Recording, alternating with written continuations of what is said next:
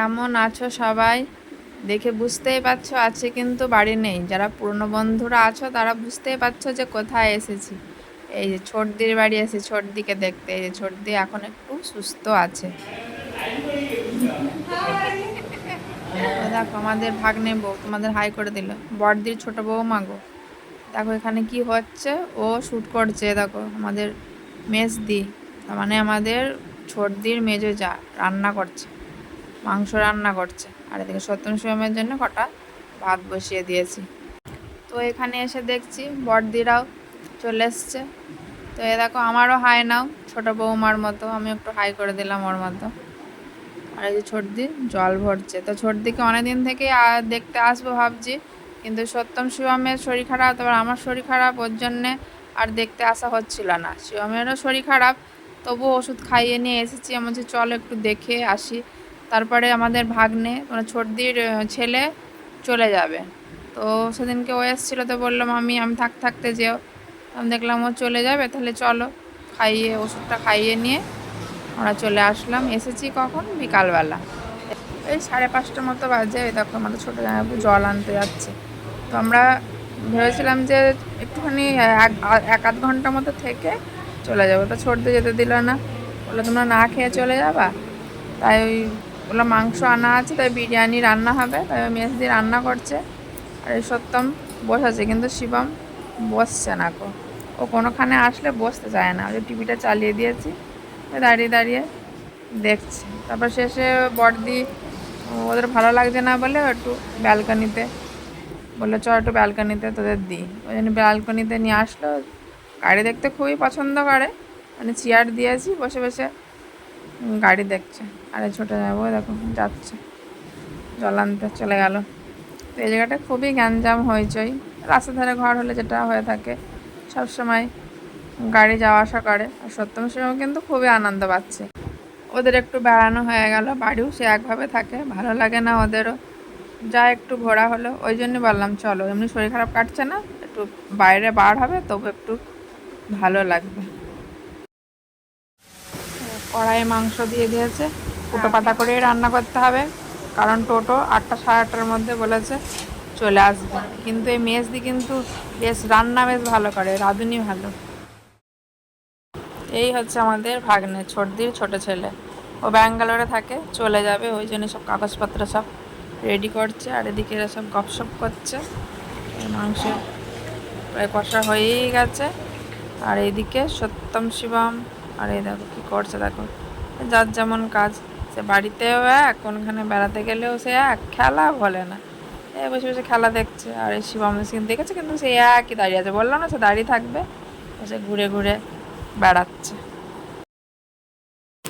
এবারে সত্যম শিবমের একটু খাইয়ে নিচ্ছি। খাবে কি জানি, বাড়িতে এসে খেতেও চাচ্ছে না। সে বাড়িতে জোর করেছে, ফোন দেখিয়ে দেখিয়ে খাইয়ে নিয়ে এসেছি। সকালের দিকে ঘুটা রান্না করে খাইয়েছি, আসার সময় একটু ভাত জোর করে খাইয়ে নিয়ে এসেছি। ওটা আলু সেদ্ধ দিয়েছি ওদের, ওরা সেই আলু সেদ্ধ আর কিছু মাংস দিয়েছি। খাবে কি কে জানে, খেলে ভালো, নাহলে সে বাড়ি গিয়ে আমার সে আবার সেই ঘুটা রান্না করে খাওয়াতে হবে। তোমার দাদা ভাই বলছে কাঁচের গ্লাসে কি নিজেরা খেয়েছে ভুলে গেছে, ওটা স্প্রাইট খাচ্ছিলাম, সত্যি সময় খাওয়াচ্ছিলাম, তো ওই জন্য আমার তখন খাওয়া হয়নি। ওই দেখো মাংস হয়ে গেছে, ওদিকে বিরিয়ানির ভাতও হয়ে গেছে, কিন্তু দেখো টোটো চলে এসছে। তো আমাদের আর বিরিয়ানি খাওয়া হলো না। এবার দিকে বললাম আমাদের একটু ওই সাদা ভাতই দিয়ে দাও। ওই সাদা ভাত আর ওই একটু মাংস নিয়েছি।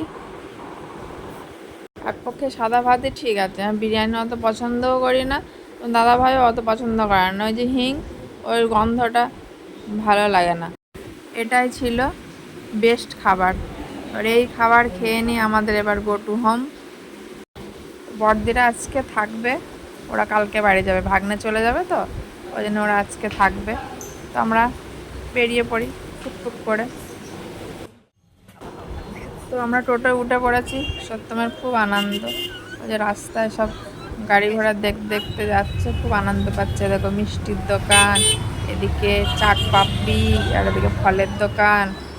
অবশেষে বাড়ি দরজার সামনে টোটো দাঁড়িয়ে।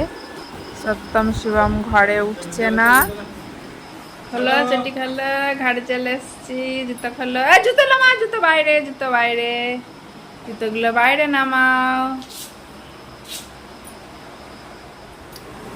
দাদা বসে পড়েছে খাটে, শিবম এদিকে, আর আমাদের অফিসার যাবে মা লক্ষ্মী।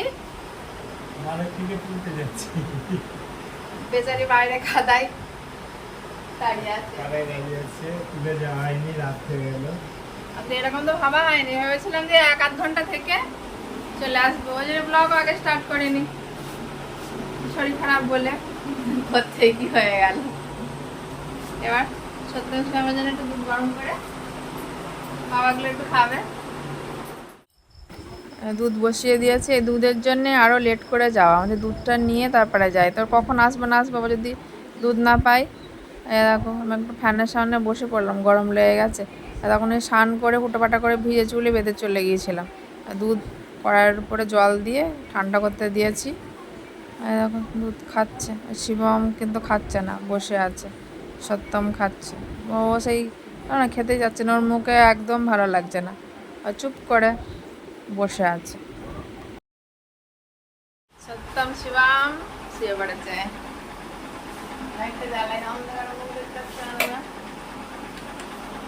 ওই দেখো এখনো গুড নাইট হয়নি, এক্ষুনি গুড নাইট হয়ে যাবে, 10টা বাজে।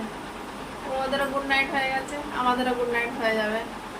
আর এই যে খেলা, বোনের বাড়ি খেলা দেখতে গিয়েছিল, বাড়ি এসেও খেলা দেখছে। খেলায় দেখতে গিয়েছিল, ফোন থেকে খেলা দেখতে গিয়েছিল।